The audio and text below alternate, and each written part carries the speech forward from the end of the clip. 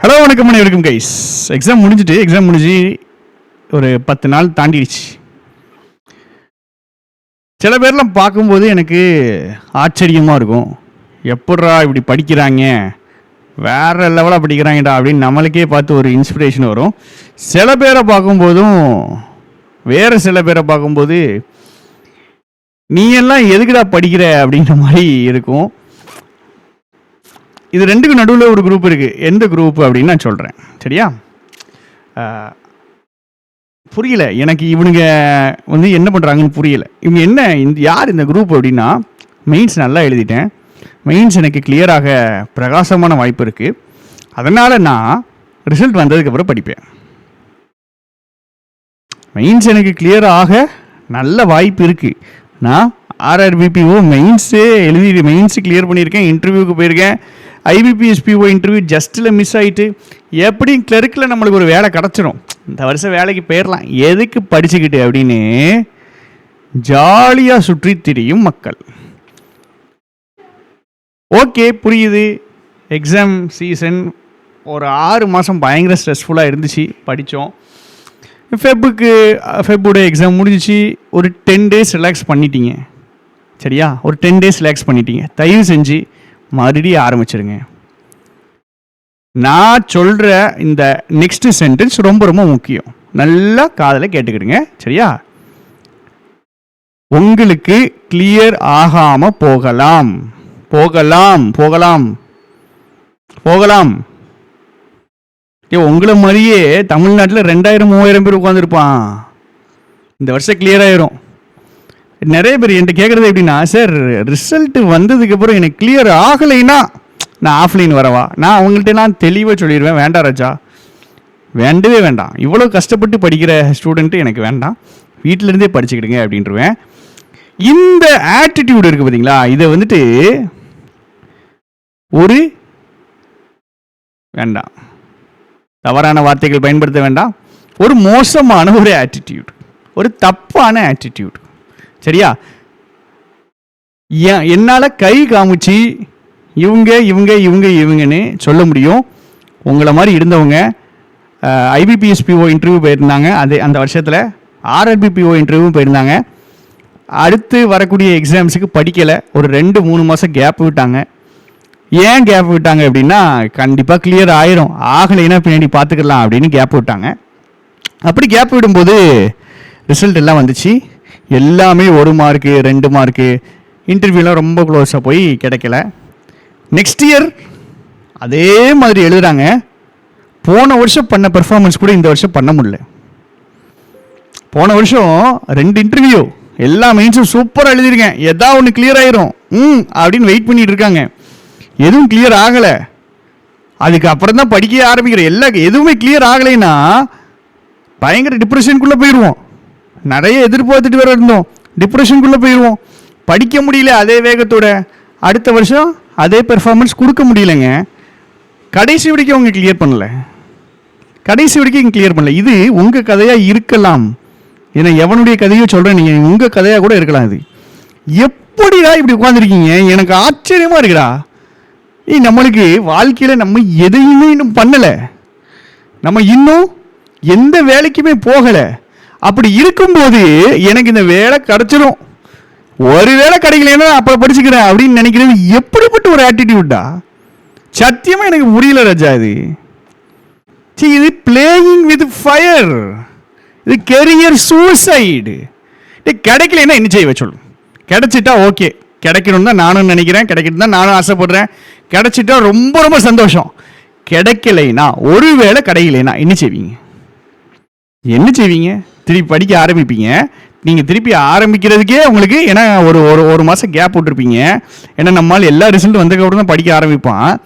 ஒரு மாதம் gap விட்டுருப்பீங்க. Gap விட்டுட்டு அதுக்கப்புறம் ஆரம்பிக்கிறதுக்கு நம்மளுக்கு திரும்பி ஃப்ளோ பிடிக்கிறதுக்கே இன்னொரு 15-20 நாள் ஆயிரும். அப்போ 1.5 மாதம் நம்மளை விட முன்னாடி அடித்து போயிடுவானுங்க. பின்னாடி இருந்தால் அவ்வளோ பேரும் முன்னாடி போயிடுவான். 1.5 மாதம் படிக்க முடியும்னா அவ்வளோ பேரும் முன்னாடி போயிடுவான், போயிடுவாங்க, எல்லாரும் முன்னாடி போயிடுவான். ஆக்சுவல் ஃபேக்டை சொல்கிற பாருங்க. இன்னைக்கு நான் கரண்ட் அஃபேர்ஸ் கிளாஸ் போட்டேன்னு வச்சுக்கோங்களேன். இன்னைக்கு தேதி கரண்ட் அஃபேர்ஸ் கிளாஸ் போட்டேன்னா ஃபஸ்ட் டே வருவாங்க, செகண்ட் டே வர மாட்டாங்க.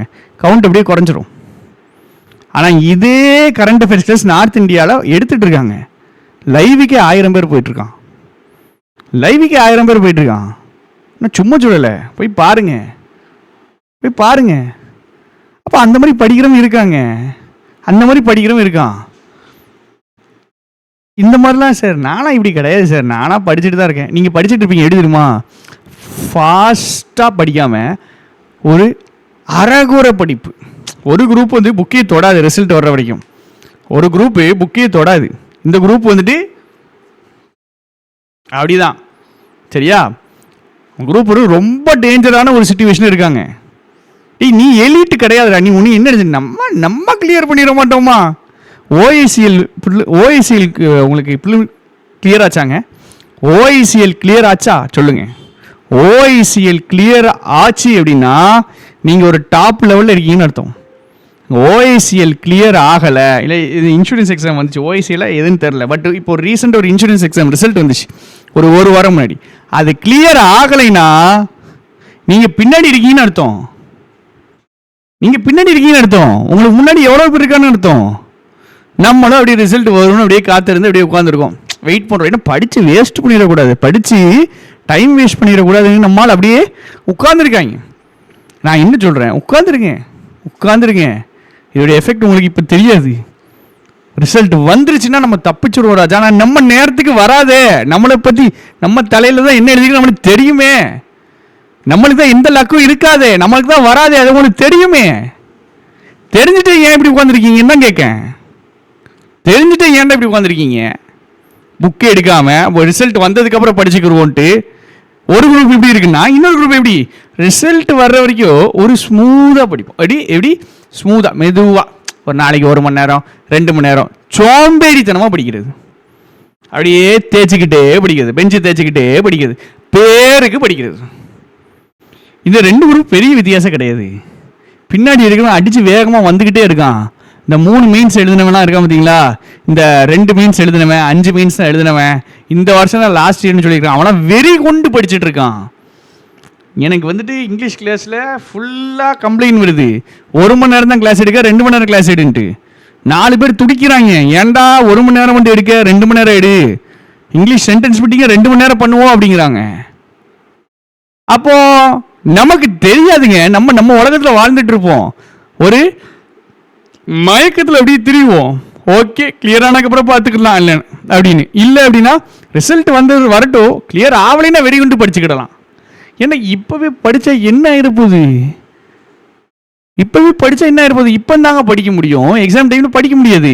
ஜூன் வரைக்கும் தான் உங்களுக்கு டைமு, ஜூன் வரைக்கும் தான் டைமு. இப்படி அப்படிங்கிறதுக்குள்ளே ஃபெப், மார்ச், ஏப்ரல், மே ஓடிடும்.